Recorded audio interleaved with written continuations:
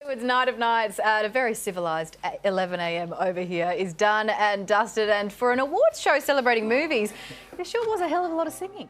Nobody expected the 2025 Oscars to be this subdued. After years of viral controversies, cringeworthy acceptance speeches, and moments that set social media on fire, Hollywood's biggest night turned into a ghost town of drama. It was as if everyone showed up in their finest gowns, smiled politely for the cameras, and then remembered the entire world was watching. So they decided to behave far better than usual. The glitz and glam were still there, of course, but the spark that fuels the internet's favorite red carpet memes and heated debates seemed oddly missing. I'm very, very sorry that you and so many Mexicans felt offended. That was never our intention. And the strangest part, this low-voltage affair might have been intentional. A year ago, you could hardly go 5 minutes without somebody referencing that time an enraged actor stormed the stage, or a presenter used the mic to rant about politics, or a star got caught on a hot mic trashing a co-star. This year, it was almost comical how little happened. People tuned in hoping for at least one unscripted blow-up, a meltdown, a feud, a scathing comedic roast, and got none of it. Some viewers even claimed they missed the chaos. At least it kept them awake. He took home his first Oscar in this category for his role in The Pianist. But the truth lurking behind that dull evening reveals more about Hollywood than any dramatic meltdown could. Conan O'Brien, one of the longest-running talk show hosts in modern television, took the reins as host. Anyone who's watched him over the years knows his style: a little self-deprecation, a few playful jabs at his A-list friends, and a mild dig or two at whoever's trending for the wrong reason. He didn't disappoint. He opened with a monologue that poked fun at the usual suspects without crossing any line. Sure, he took a swipe at the Orange Man, as he often does, but the jokes felt more like half-hearted ribbing than the scorched earth roasts we've come to expect from awards show hosts. What a weird ceremony. Let's here to get photographs of basic carpeting. It wasn't exactly epic, but at least it gave the audience a reason to chuckle politely. What made this year truly surreal was how professional everyone was, almost to the point of stiffness. Even Mark Hamill, who's been known to let his opinions fly on social media, managed to keep his trademark grin plastered on and his commentary well within polite boundary. No fiery condemnation, no unhinged rant, not even a grumpy eye roll at the camera. You'd think someone had issued a memo backstage: behave or risk losing what little goodwill Hollywood has left. And that might not be too far from the truth. And of course the kiss Halle Berry and Adrian Brody, that, you know, moments like that are just the best. Considering the industry's tough year, crippling strikes, a string of box office bombs, and an unexpected election result that left many Hollywood elites feeling powerless, they seemed determined not to stoke any more fire.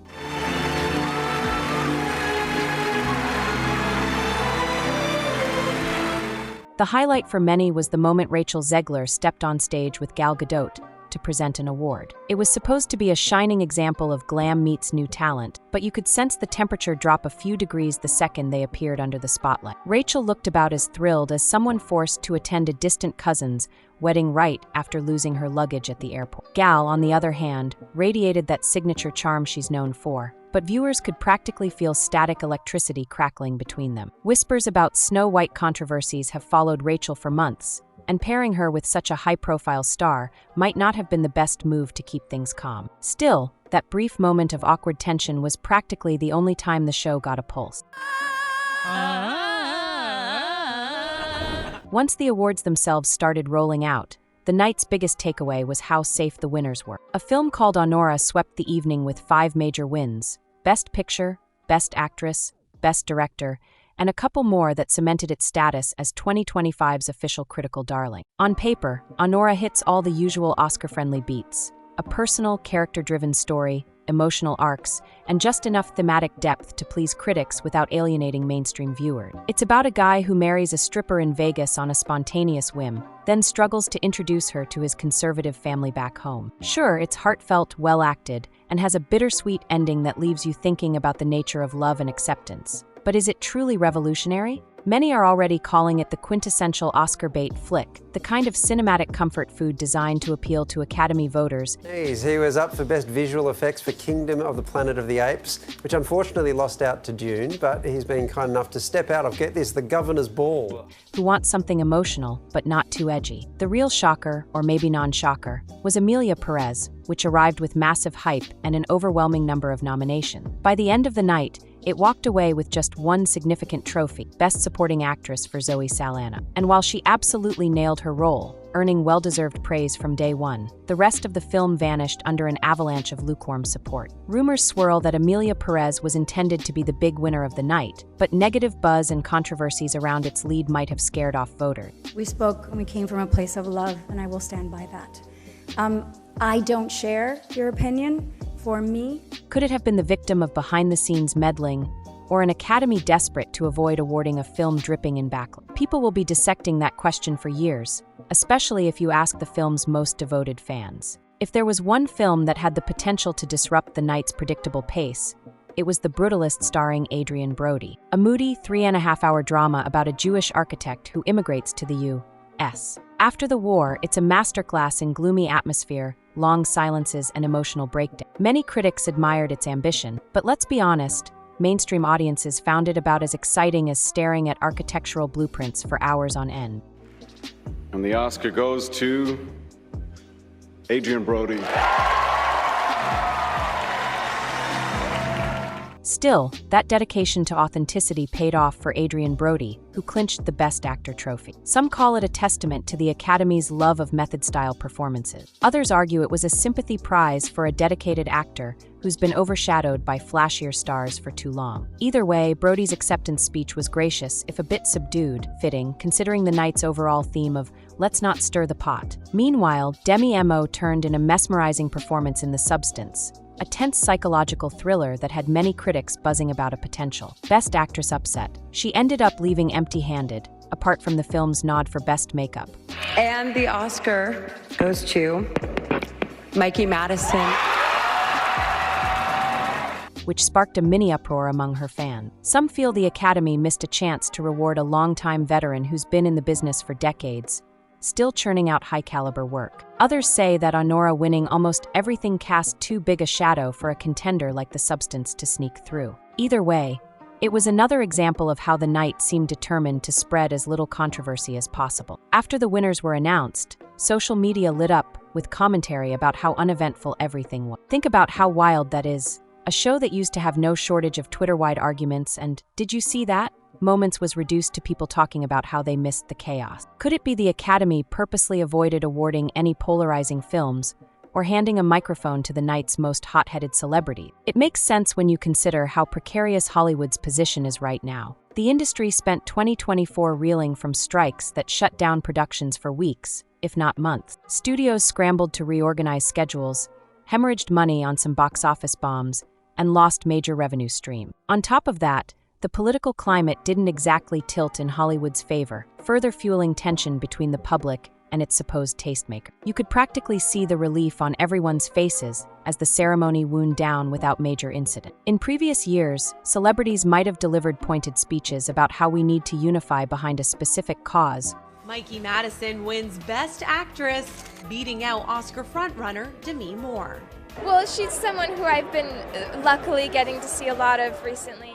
Or vote a certain way. This time they looked almost restrained. There was no urgent call to arms, no scathing commentary about how society is doomed if we don't follow Hollywood's lead. Maybe they've finally grasped that people come to the Oscars to celebrate movies, or at least to see celebrities be entertaining, and they're tired of being lectured. Or maybe, and here's the real bombshell, the entire industry feels like an employee on thin ice, petrified the boss will walk by any moment. With profits down and the cultural tide shifting, they can't afford to alienate viewers any further. But that's not the whole story. The deeper question is what this means for the future of the Oscars.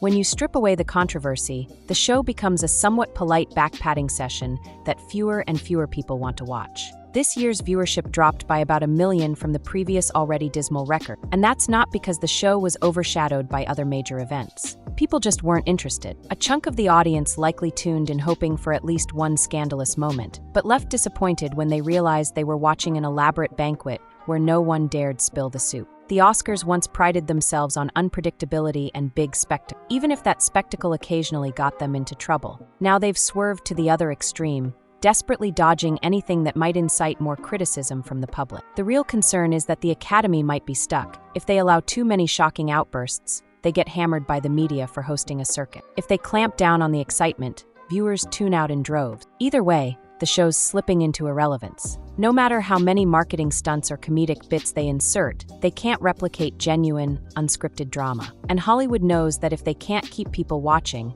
advertisers will vanish, budgets for grand productions will shrink, and the ceremony could eventually be relegated to a streaming platform nobody pays attention. Still, some fans argue this year's hush wasn't all bad. They see it as a sign that the Academy is trying to refocus on the films themselves, awarding smaller, more artistic projects that might otherwise get overshadowed by bombastic blockbuster. We're here to present the Oscar for Original Song and Original Score. A great movie song can set the mood, reveal something about a character, and help us tell a story. They also point to how more measured acceptance speeches allowed the winners to actually talk about their craft without being drowned out by jeers or overshadowed by feud. Yet the question remains, does the average viewer want a pure film celebration, or do they tune in for the messy, unpredictable glitz? The ratings answer that question loud and clear. This Oscars was like a mirror held up to an industry in crisis, torn between the need to preserve its glamour and the fear of attracting more negative headlines. They've spent years pointing fingers at each other, at audiences, at streaming services, at the dreaded orange man, at anything that might be responsible for their declining cultural power. But if you read between the lines, it's obvious they've begun to realize that the power balance has shifted. Viewers have more choices than ever before, from indie streaming platforms to international films that don't follow the Hollywood rulebook. More than that, the public's patience for celebrity preaching has worn thin. If A-listers want to see themselves as leaders of the zeitgeist, they need to remember leadership doesn't happen through lecturing. It happens by giving people stories they actually enjoy. And that's the biggest takeaway of the night. Sure, Honora got its well-deserved applause, The Brutalist snagged a highbrow win for Adrien Brody, and Emilia Perez made an odd sort of statement by failing to live up to its hype. But the real story is how the 2025 Oscars felt like a group of partygoers who used to dance on tables and fling cake around the room, now suddenly tiptoeing in the corner because the homeowner threatened to kick them out if they made another mess. They looked like they were waiting for someone else to cause trouble, so they'd have an excuse to join in, yet nobody did. Where does Hollywood go from here? If they keep up this level of caution, they risk turning the Oscars into a 4-hour block of tepid acceptance speeches that fewer people watch each year. On the flip side, if they let the pendulum swing too far back into chaos, they'll invite a fresh wave of outraged headlines and moral grandstand. One thing's certain, the industry's at a crossroad. It can either learn from the repeated flops and controversies of recent years, recognize that the old formula of smugness plus a dash of condescension no longer sells. Timothée Chalamet is keeping up with girlfriend Kylie Jenner's family, including sisters Kim Kardashian and Kendall Jenner at Vanity Fair's 2025 Oscars after party. Or cling to the belief that it just needs a couple more self-righteous speeches to set everything right. As the final acceptance speech wrapped and the credits rolled, there was almost a palpable sigh of relief drifting through that pristine auditorium. No fiascos, no brawls, no tabloid-ready blow-ups. Just a bunch of well-dressed actors congratulating each other and promising to do better next time. But ironically, if they truly want to recapture the public's affection, maybe the last thing they should do is play it safe. After all, the Oscars were built on larger-than-life personalities, unguarded emotion, and the occasional shocking reveal. If they smother all that in an effort to remain squeaky clean, they might just fade away entirely. Whether the Oscars can reinvent themselves remains to be seen. They could start by embracing genuine storytelling and authenticity again, let people have real conversations without fear of a PR meltdown. They could also acknowledge that not everyone wants to be lectured, even if the cause is noble. Audiences tune in to celebrate films, share in the excitement, and maybe witness a little bit of showbiz chaos. Strip away all that messy humanity, and you're left with a stiff, awkward formal dinner that might be technically flawless, but thoroughly dull. 1 year from now, we'll see if the pendulum shifts again. Maybe by 2026, the Academy will be desperate enough to encourage a little scandal, if only to get back in the headline. Or maybe they'll stick to this toned-down approach, hoping audiences appreciate the focus on the movies themselves. Either way, the Oscars can't keep limping along in this middle ground. They've either got to embrace the spectacle or commit to being a low-key celebration of art. Trying to appease everyone just leaves them with an event that satisfies no one, including the people they're most desperate to please. For now, one thing's crystal clear. The 2025 Oscars ended with more of a whimper than a bang. No fights, no epic tirades, no meltdown that set the internet ablaze. Instead, it was a quiet night that let a few safe choices dominate, and audiences collectively shrugged. If that's how Hollywood imagines winning back public trust, it's in for a rude awakening. Viewers want something real, whether it's raw emotion or unapologetic creativity. While the complete unknown actor and Kylie were seen sitting together and enjoying a date night inside the ceremony, when it came time to celebrate after the 97th Academy Awards. And if the Academy isn't willing to take that risk, plenty of new voices and independent creators are ready to fill the void. So here's the question. Does the Oscars' cautious approach mean they're finally learning, or are they simply fading away without realizing? Maybe they're hoping people will just forget about the controversies that haunted the last few years. Or perhaps they're bracing themselves for a new wave of criticism the moment someone steps out of line again. Either way, it's Hollywood, baby, and it's always been a place where fortunes can change overnight. For now, we'll keep an eye on whether the industry finds a balance between respectful, uplifting celebrations and the raw, unfiltered energy that made the Oscars famous. Until that day comes, we'll remember the 2025 ceremony as the year the Academy looked around and decided to be on its very best behavior, for better or worse. Because in the end, if they can't keep viewers on the edge of their seats, then why would anyone keep watching? If you ask me, Hollywood has one last chance to prove it can still surprise us in all the right ways. Otherwise, the Oscars might become the ultimate relic of a bygone era, ignored, irrelevant, and about as exciting as an afterthought on a Tuesday night. Let's hope they find the courage to be bold again. If not, we'll all just go away now, as one famous YouTuber likes to say. And once people leave, there's no guarantee they'll ever come back.